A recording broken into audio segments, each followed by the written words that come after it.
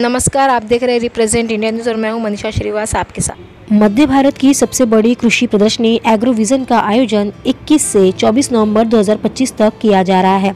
Agrovision का आयोजन राष्ट्रसंत Tukdoji Maharaj Nagpur university campus Amravati road Nagpur में होने जा रहा है और इसकी विस्तार से जानकारी देने हेतु एग्रोविजन आयोजन सचिव रवि बोराटकर ने पत्रकार परिषद आयोजित की। तो आइए देखते हैं हमारे रिप्रेजेंट इंडिया न्यूज़ की यह खास रिपोर्ट।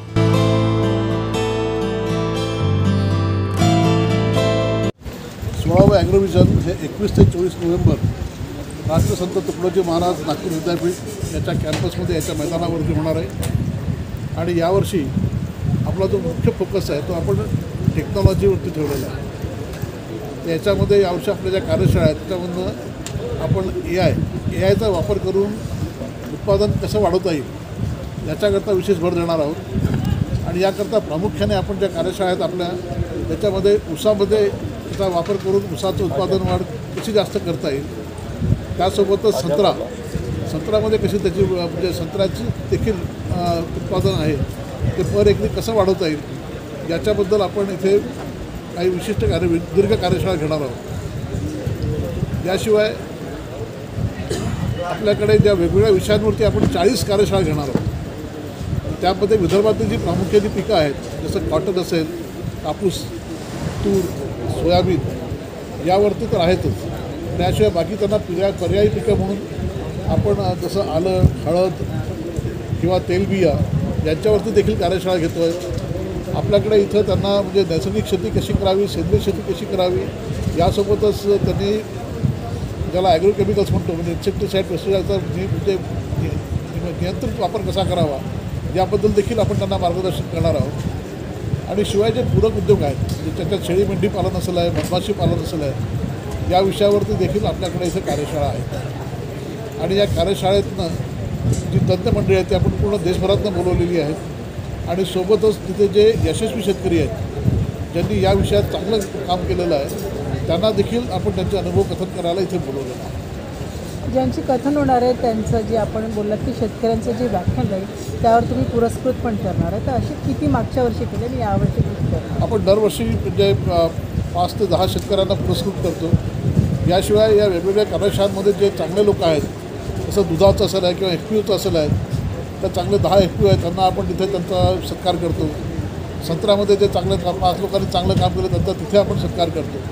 असं आपण साधारणतः एकंदर 40-50 शेतकऱ्यांचा यावेळी आपण गौरव करणार आहोत। मागील 15 वर्षात कसं बघता सर याला शेतकऱ्यांच्या उत्पन्नासाठी शेतकऱ्यांच्या प्रगतीसाठी या ॲग्रो प्रदर्शनीचं आयोजन करण्यात आलं आणि त्यामध्ये आपलं प्रयत्न सफल झालं? मला असं वाटतं की आपला प्रयत्न सुरू आहे, कारण एकदम ओव्हरनाईट याच्यामध्ये काही लगेच असं म्हणताना नाही सक्सेस मिळाला म्हणून, पण याच्याबद्दल मला असं वाटतं की अवेअरनेस वाढतो आहे, लोकांनी याचं महत्त्व कळायला लागलेलं आहे। त्यामुळेच आपल्या प्रत्येक कार्यशाळेला प्रदर्शनाला हा प्रतिसाद दरवर्षी वाढतो आहे। आणि फक्त प्रतिसाद वाढत नाही तर आपण बघितलं की साधारणतः इथं जसं आपण दुधाचं पाहिलं, दुधाचं उत्पादन आपल्या इथं जिल्ह्यात वाढलेलं आहे। त्यासोबतच आता बाकी पिकांचं आहे म्हणजे आता संत्र्याच्या ज्या बागा ज्या आहेत त्याचं क्षेत्रही वाढलेलं आहे। त्यासोबत इतर बागा देखील आपल्याकडे आता वाढायला लागल्या आहेत। सीताफळ असेल आहे, पेरू असेल आहे, आंबा असेल आहे याच्या देखील बागा आपल्याकडे जास्त होत आहेत।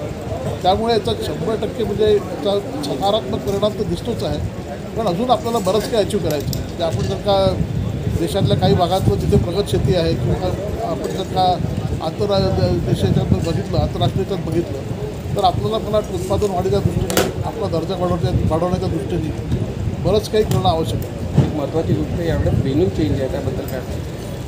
आपण जिथं ॲग्रोविजन करायचं तिथं मला असं वाटतं की हा देखील ॲग्रोविजनचा सकारात्मक परिणाम आहे की सरकारला देखील वाटलं की इथं एक परमनंट कन्व्हेन्शन सेंटर व्हायला पाहिजे जिथं दरवर्षी असं कृषीचं किंवा वर्षवर्ष वेगवेगळे कार्यक्रम होत राहतील। म्हणून त्या जागेवर ती जागा ही पंजाबराव देशमुख कृषी विद्यापीठाची होती, त्या जागेवरती महाराष्ट्र सरकारतर्फे एक ॲग्रिकल्चर कन्व्हेन्शन सेंटर बांधण्याचं काम सुरू झालं आहे। त्यामुळे तिथे मला असं वाटतं यावर्षी आणि पुढल्या वर्षी आपल्याला कार्यक्रम घेता येणार नाही, ते सेंटर पूर्ण झाल्यावरती आपण तिथे जाऊ। तोपर्यंत आपण या विद्यापीठाच्या जागेवरती जसं यावर्षी करतो आहे तसंच पुढल्या वर्षी देखील आपल्याला कदाचित तिथेच करावं। सर, जैसे कि हर साल कुछ किसान रहते हैं जो अपने प्रोडक्ट यहाँ पर लेकर आते हैं, स्टॉल लगाते हैं, तो ऐसे में कुछ और बढ़त हुई है स्टॉल्स लगाने में किसानों की? टोटल स्टॉल्स है उसमें तो बढ़त हुई है। हमारे जो स्टॉल के नंबर है वो इस साल बढ़े हैं। हर साल करीबन 450 के आसपास होते हैं। इस बार 500 के से ज़्यादा स्टॉल्स यहाँ रहेंगे। जो एरिया है हमारा, जो डोम स्ट्रक्चर जो होता है उसका हैंगर जो है वो पहले 11,000 स्क्वायर मीटर का रहता था सिर्फ एग्जीबिशन के लिए, वो अभी 13,000 मीटर से ज़्यादा है। और इसके अलावा बाकी जो डोम का वगैरह स्ट्रक्चर है वो अलग है। सर, आप हमारे एग्रोविज़न के लिए किसान भाइयों के लिए क्या मैसेज देना चाहेंगे? मैं तो यही कहना चाहूँगा कि आदरणीय नितिन जी की प्रेरणा से इतना अच्छा उपक्रम यहाँ शुरू हुआ है। पूरे देश भर से सारी कंपनी अपने नए उत्पाद, नई टेक्नोलॉजी, नए उनके जो सर्विसेज है वो सब लेके एक जगह जमा होते हैं। उनके लिए ये जानकारी प्राप्त करने का सुनहरा अवसर है कि वो सब लोग आए और देखें कि क्या नवाचार हुआ है खेती में, लोग कैसे अपने आप को ज़्यादा समृद्ध करने का प्रयास कर रहे हैं। और वो भी अपने अनुभव, यदि उन्होंने कोई अच्छा काम किया है तो वो भी अपने अनुभव बाकी लोगों के साथ शेयर करें।